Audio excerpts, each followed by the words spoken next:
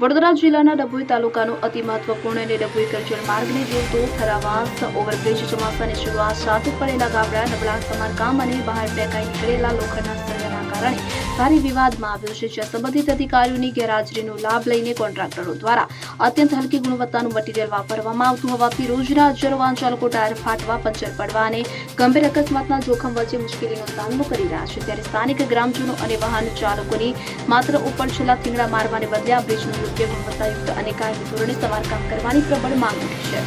Bureau report CN24 news. હવે જુઓ દેશ દુનિયાની તમામ ખબરો તમારી આંગળીના ટેરવે। ઉઠાવો મોબાઈલ અને Google Play Store પરથી ડાઉનલોડ કરો અમારી CN24 ન્યૂઝ મોબાઈલ એપ।